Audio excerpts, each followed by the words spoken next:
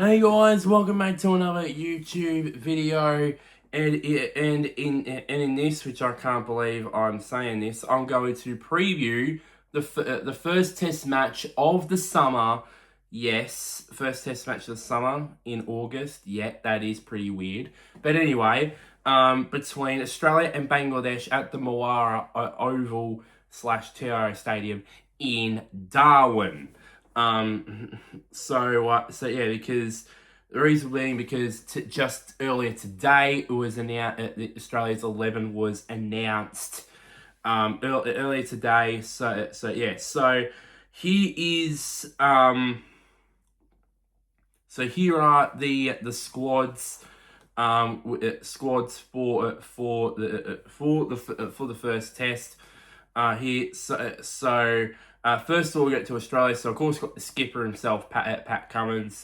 This is Pat Cummins, of course. Has only played one Test match in the last 12 months because of those back injury, because of those back problems that he suffered.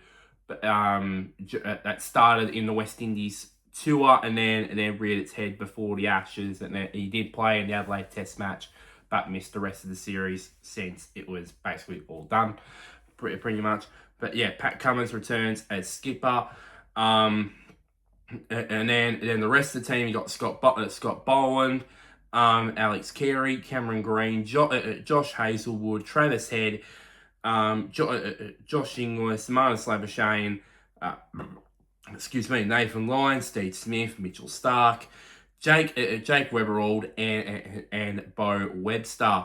And then on the flip side of things, for Bangladesh, you got the captain in Najmal Hussain Shanto, and of course the vice captain in Mahidi Hassan Miraz.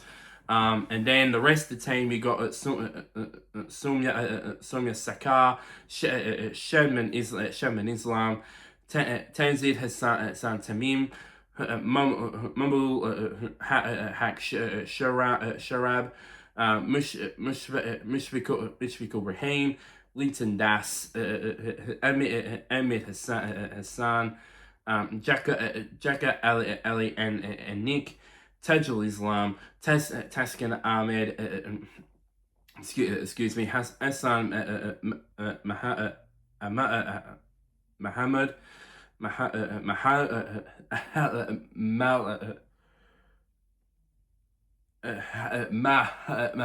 I feel how you say it, Sahid Khalid Ahmed, Ibadah Hussain Chowdhury, and Musfiq Hassan, that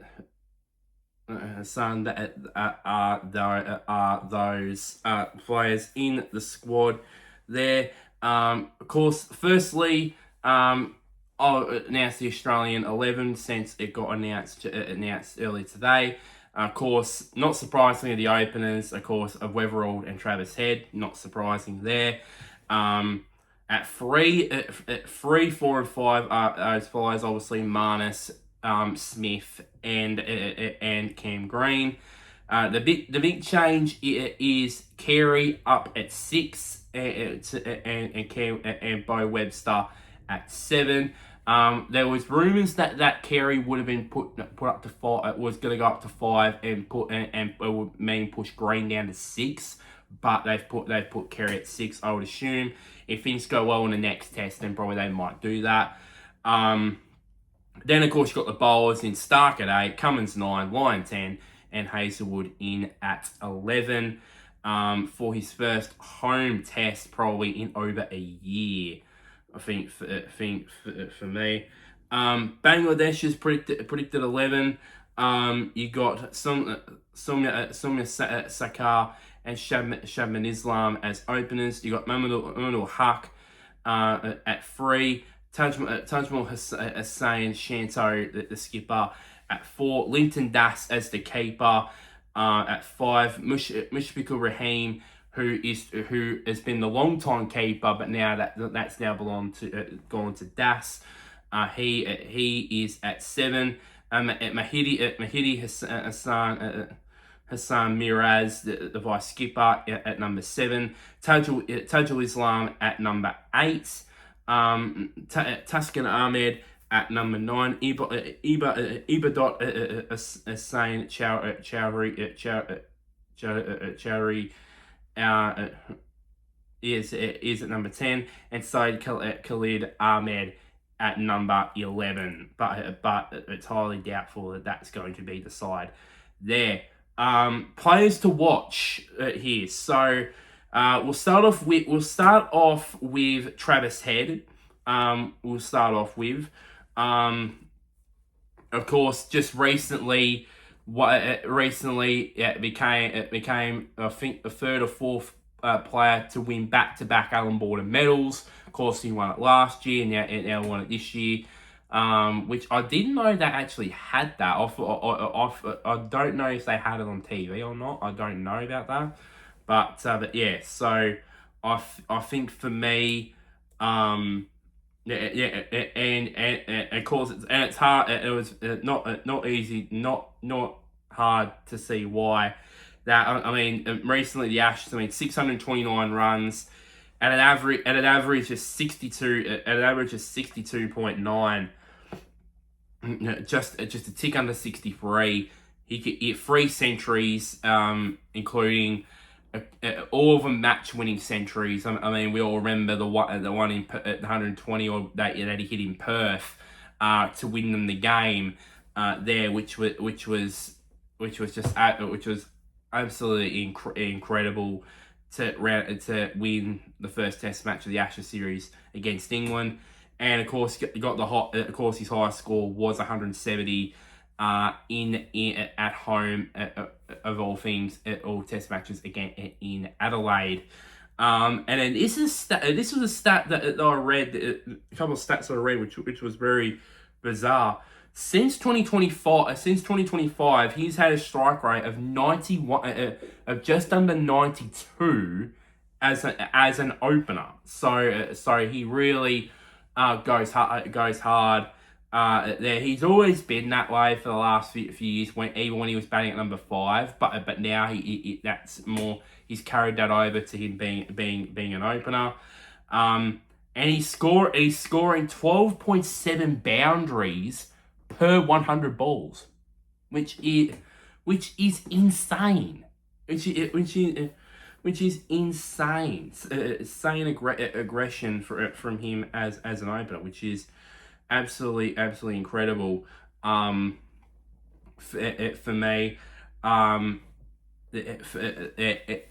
well, could we see the best of him in this series? Probably we will, because of course they got a big series in South Africa in a couple of months. But anyway, I think for me, it is that sort of thing there for Travis Head. And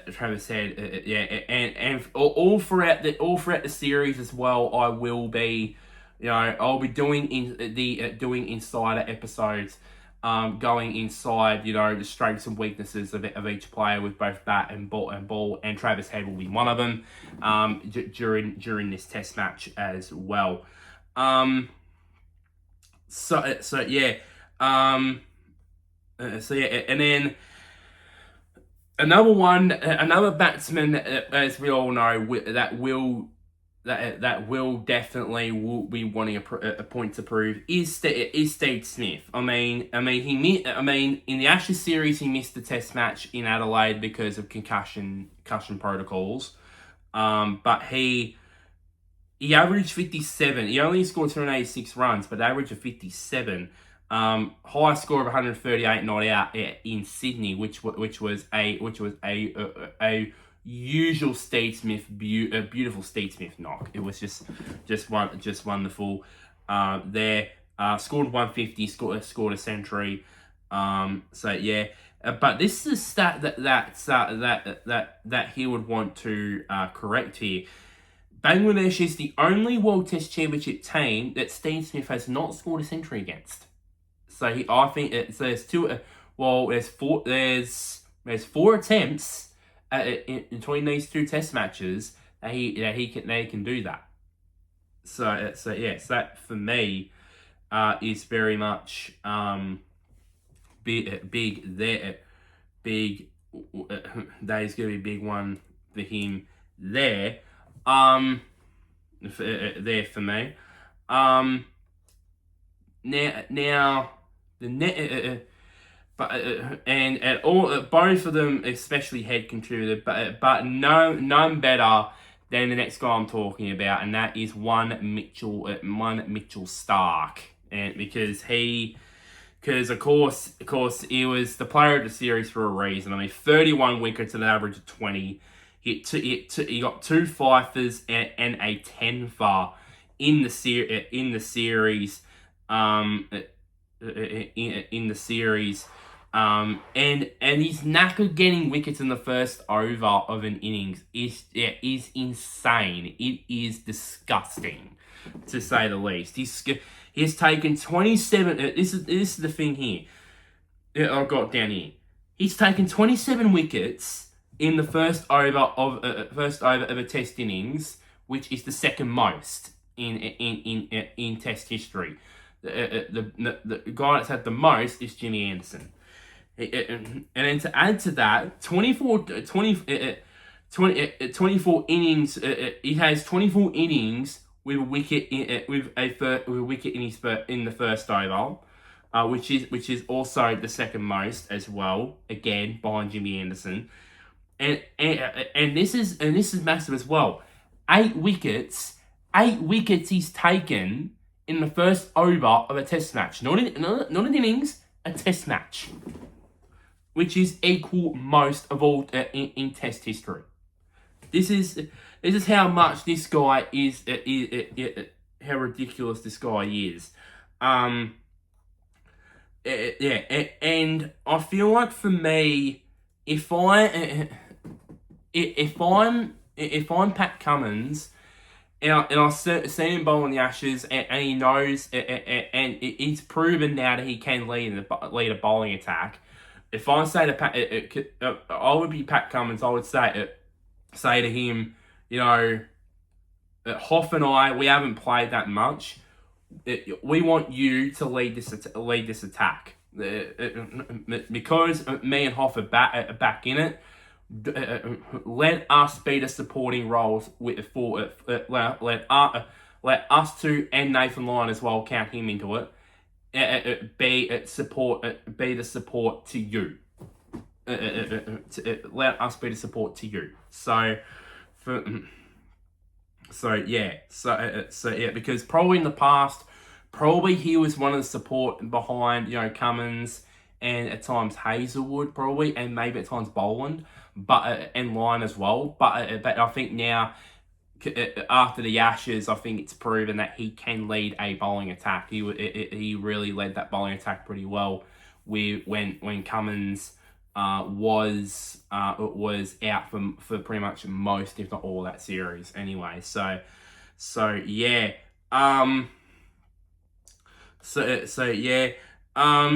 We need to. I need to have some Bangladeshi love here with these here. We can't just underestimate. Can't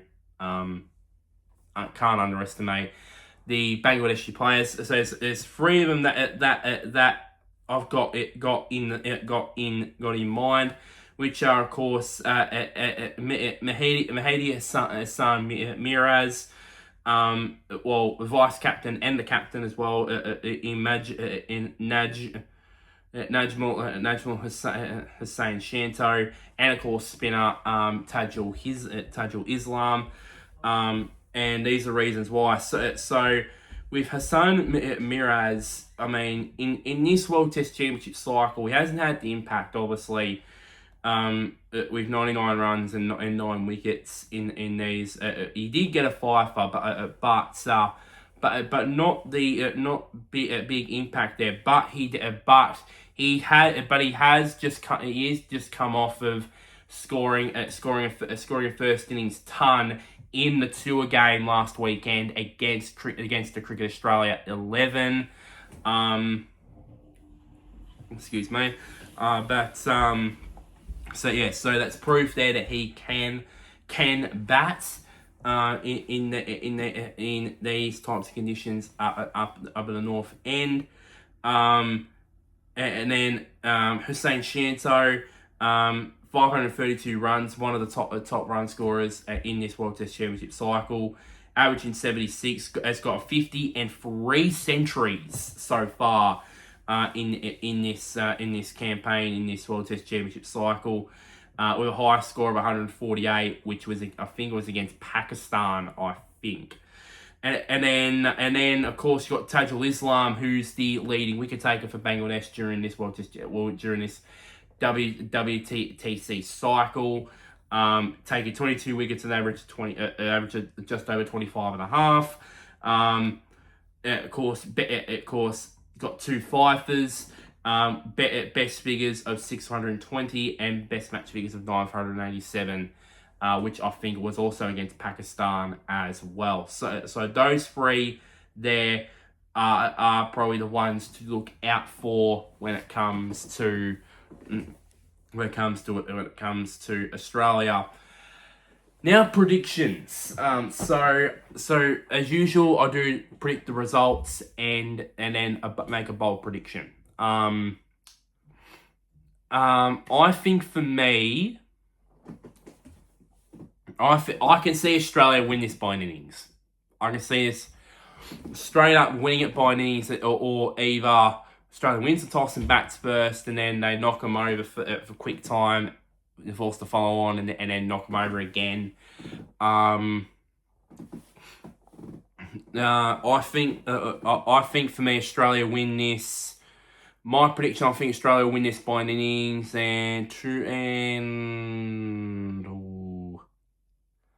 I would say about 150 runs. I think about an innings, 150 runs.